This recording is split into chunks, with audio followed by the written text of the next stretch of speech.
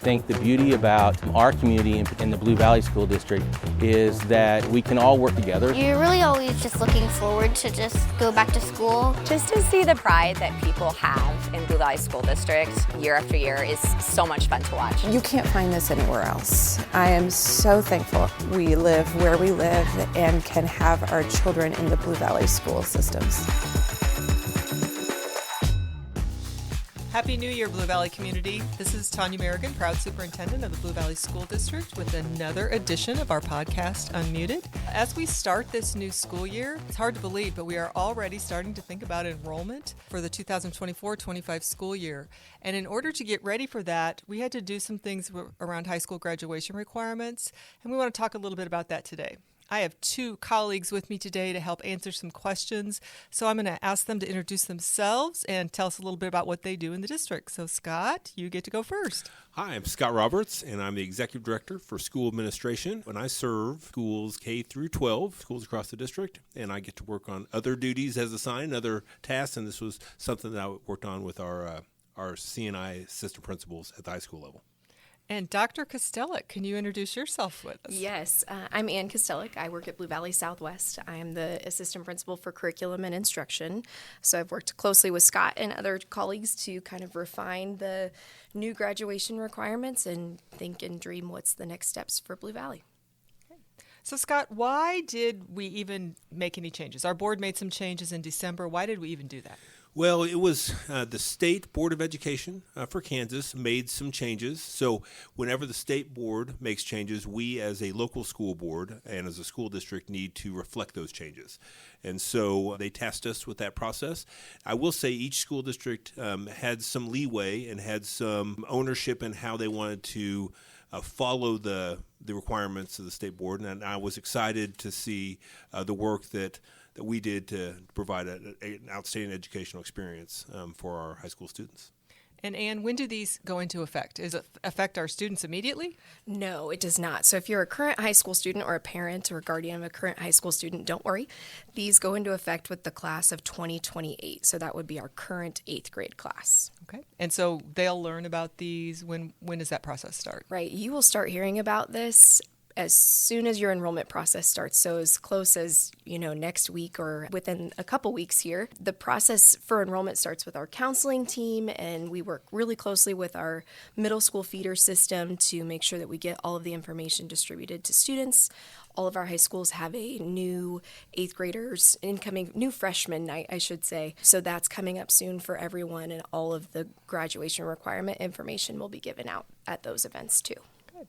And Scott, before we start talking about the actual changes and what those requirements are, how did we decide what we were going to propose to the Board of Education? So we had our guidance from the state, where we knew we were going to have to follow that guidance, but we had some leeway. So we went out to multiple groups. In a fun way, we like to call that our road show. And so we talked to high school staffs, and we talked to parents in our curriculum instruction. We also went to our SBL and our PTO groups to share information and get feedback. We talked to groups of students about this. We talked to our business community through the BEST committee, where we were able to get feedback. Are we really going in the right direction for what we see as the next iteration for graduation requirements for our students? Okay.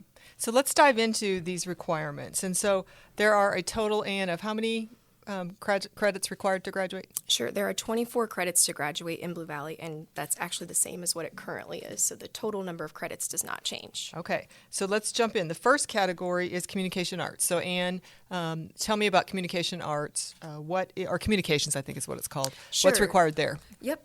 So communications is going to include 2 different types of graduation requirements. There's our English language arts credits, which we are maintaining a 4.0 number of credits in those English language arts classes. So typically students enroll in 1 ELA class per school year.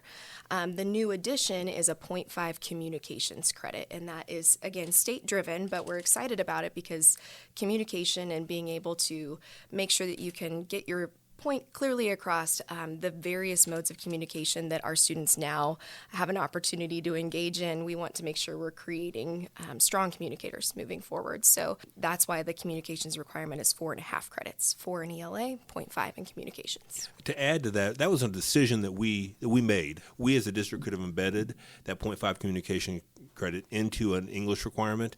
We felt like the importance of English language arts is one of the essential skills that you need to be a successful graduate and a successful person in the world. And so we wanted to keep those 4. And we feel like we have an outstanding opportunity with areas within our performing arts, our 21st century journalism, to be able to provide this communications option, which is going to, I should say requirement, which is really going to be beneficial for our students. So the next category is, they title it STEM. So Scott, why don't you tell us a little bit about STEM? So STEM, science, technology, engineering, and mathematics. And this isn't really a change, it's a change in name. And in essence, we've always had 3 math credits, 3 science credits. They've added a STEM elective. We've always had electives in there. One change we did, we used to have a technology graduation requirement. We've removed that. And instead, we placed that into the STEM elective. And so we feel like we can achieve, without making too many changes, we're able to achieve this graduation requirement and really just a renaming very easily. So, Anne, the next category is society and humanities. Right. So again, there's not a huge change here. It's just a renaming. So there's this society and humanities includes 2 different types of credits. There's still 3 credits of social studies, which is not a change from the past, and then 1 credit of fine arts, which again is not a change from the past. So it's just a renaming and grouping. Okay. And then the final category, which employability and life skills, kind of puts all of the rest of it together. Scott, what's that all about? These are what we would have just called our electives in the past. And so now they've actually put in those specific things. The big change, we had 2 things we had to make a decision on. There was a requirement in financial literacy, and we already had a course that was an elective course, but now all students will need to take financial literacy. And what's interesting, there's very few things that you get 100% agreement on. And every time we talk to any group, they felt like financial literacy was something that students needed. And so that was an easy one for us. It was a requirement, but something that we got 100% agreement on, that this is something that every student needs before they go out in the world. We also had that's where we have our physical education and health. And the state was only going to only required a half credit of physical education and a half credit of health. And we could have fulfilled our requirements there. We still felt like physical education, keeping our 1 full credit, 2 semesters of physical education was really important. Being able to teach healthy life skills is something that we know is important for any student before they go in the world. And so that was another decision that we got feedback on, and that was another one that was overwhelmingly supportive. People felt like including having a full credit of physical education as well as that health credit was something that was important for our students. Okay. So that will total the 24 credits. But I noticed when I look at the board presentation and what the board approved, they also approved something called post-secondary assets. So Anne, you want to take a stab at explaining what that is? I would love to. I think you can kind of look at post-secondary assets under 2 different lenses. I see an academic side that would kind of gear towards our students who are looking into attending it, whether a 2-year or 4-year college.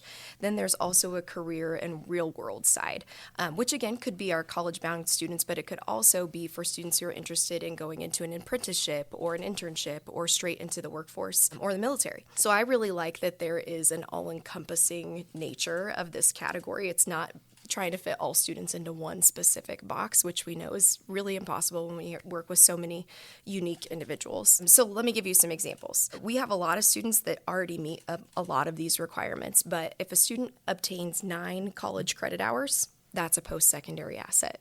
If they complete 40 hours of community service, that would count as a post-secondary asset. One of my favorites, 90% attendance in high school, that would be a post-secondary asset. And we have a ton of students that meet that requirement right there. It also recognizes advanced placement scores of a 3 or higher.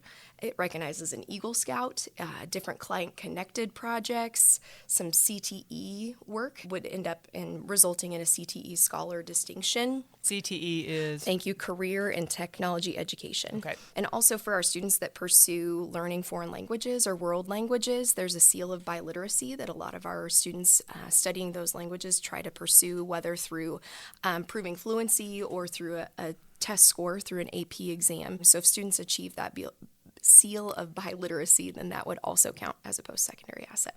So, Scott, where would they find out all of these? Because Ann just listed a whole bunch of those. Is there an easy place for them to see this information? So that will be part of that enrollment information. And, we are currently determining how we're going to track these in an efficient way. There'll be students who will be earning, we have current 8th graders who are going to be earning their first secondary asset, we anticipate, by October, November of their freshman year. So we will track all of those, and this information will be as part of their enrollment information from each of their high schools.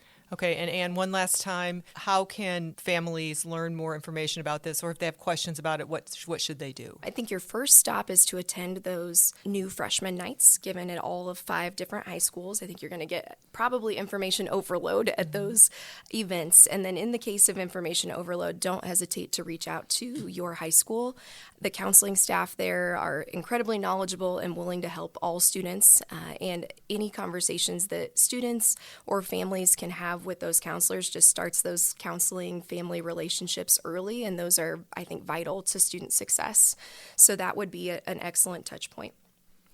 So really nothing to be nervous about with new 8th graders. Am I accurate in saying that? I think it's exciting. Me I too. think it's more about exciting. This is work that as a school district we've already undergone. We've started working on a high school study where we were looking at, we had called them market value assets, and this is very similar. Instead of a market value asset, these are just post-secondary assets. So how can, I think this helps guide our work to some exciting work in the future for our students as they go through high school. Awesome. Well, I want to thank Mr. Roberts and Dr. Kastelic for joining me today to talk about these updated graduation requirements. And I also want to encourage students and families to attend those enrollment evenings at our high schools and reach out to the counselors if you have questions. It's an exciting time as you begin to enroll in high school. Have a wonderful day, Blue Valley community. Thank you for listening to BV Unmuted, the official podcast of Blue Valley Schools.